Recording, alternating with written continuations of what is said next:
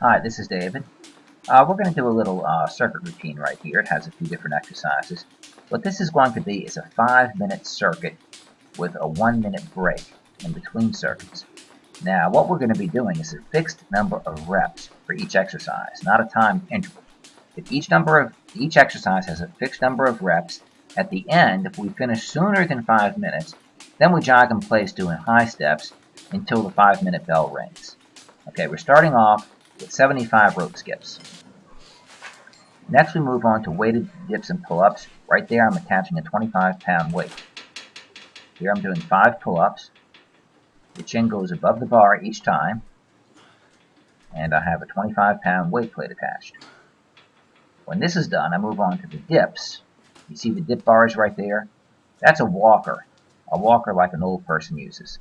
You can use this if you're not very large, if you're under 6 foot, not over 300 pounds. And I do 10 dips. I'll show from the side for the last few. And I go down to the point where the upper arm and the lower arm make about a 90-degree angle. And now we'll remove the plate. The third exercise, or the fourth exercise actually, is going to be kettlebell swings. I use a 70-pound kettlebell swing. You grasp it. Your forearms make contact with your thighs, then you explode upward. This is not a squat. You only squat about 1/3 of the way. It's a hip hinge. Most of the movement comes from thrusting your back, thrusting your hips forward. And you try to do that with a flat back. And you go upward to just above the eye level.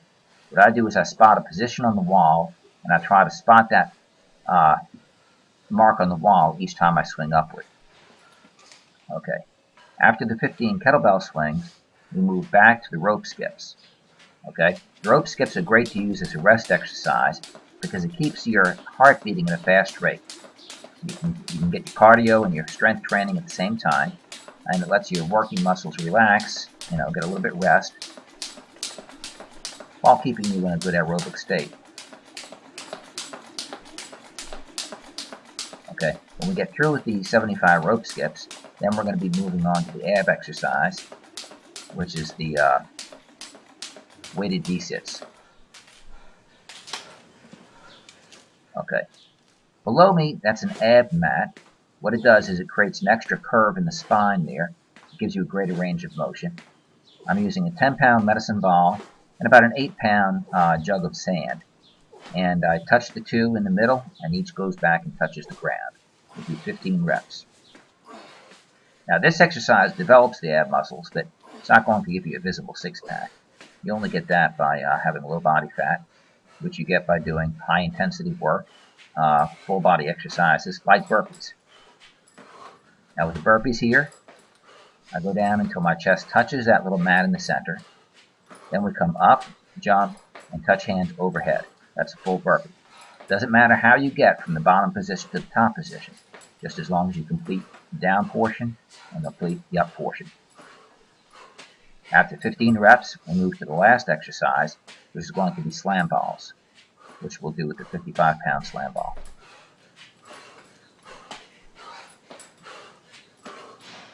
You can tell this is the first set by how quickly I'm getting through these 15 burpees.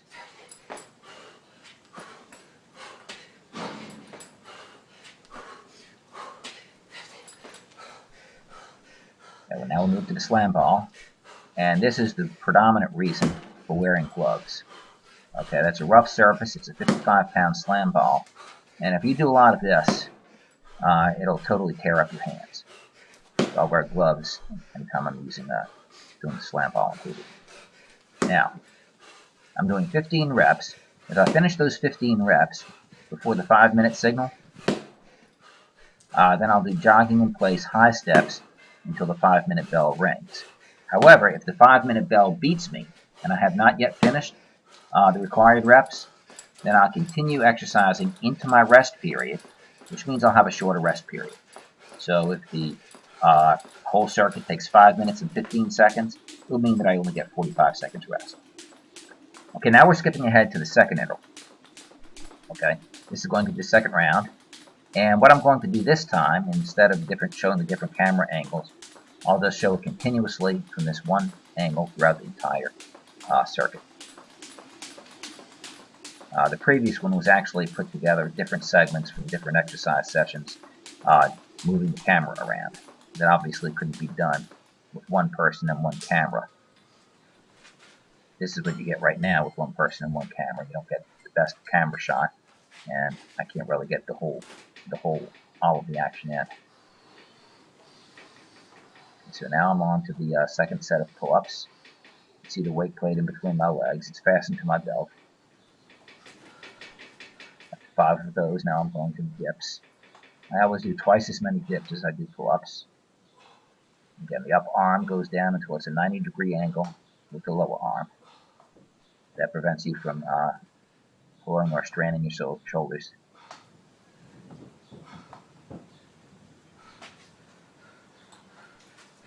Okay, I'm removing the plate, and I'm going to the second set of kettlebell swings. And as you see, it's a hip hinge. It's not a squat. You do squat about 1/3 of the way down, but the action comes from thrusting the hips forward. And you try to do this with a flat back, keeping your head straight, the head up, looking straight ahead. And each time I swing upward, I'm looking for a spot on the wall that I'll see underneath the kettlebell when it reaches its high point. Now I'm going back to the rope skips. This will let my muscles rest a little bit while keeping my heart rate up. Do 75 rope skips, and then move on to the second set, weighted V-sits.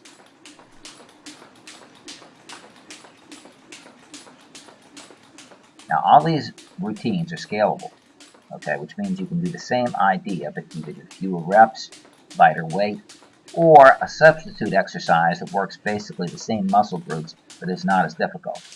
For instance, on these weighted V-sits, there are very few people that are going to be able to do this. You have to work up to it. What you could do is you can do V-sits without any weights, or you could go more beginner than that. You could do just simple crunches. Or if you can't do that, you can just do sit-ups.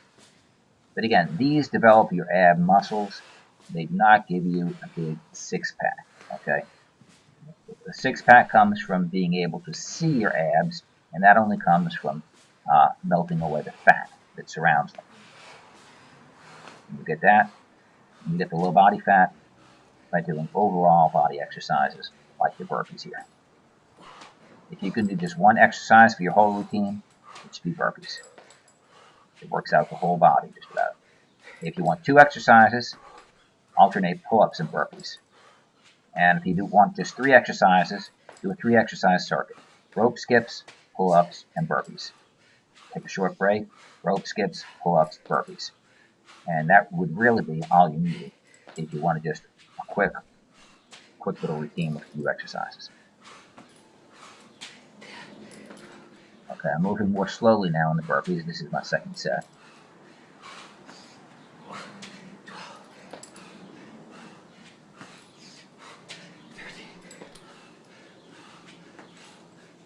See, I'm almost taking a little breather in between each one there. When I'm fresh, right from the hop, I'm going right down into the bend and into the next one.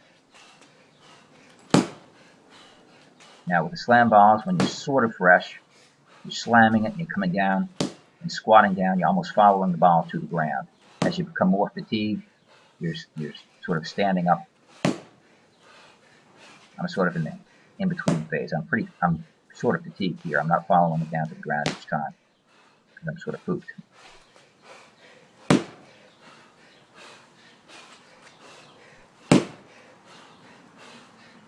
55-pound ball. That's scalable also. And we'll finish with our high steps until the 5-minute bell. Okay, what we did today was just 2 circuits. The goal is to get up to 5 or 6 circuits, and I've kind of modeled that after the mixed martial arts, where they actually have 5-minute rounds, which I think is incredible. Those guys are in super shape with 1 minute in between rounds. And right now I can only do about 2 or 3 of those while beating the 5-minute bell. My goal is to get up to 6. But anyway, thanks for watching. I enjoyed it. And we'll see you next time.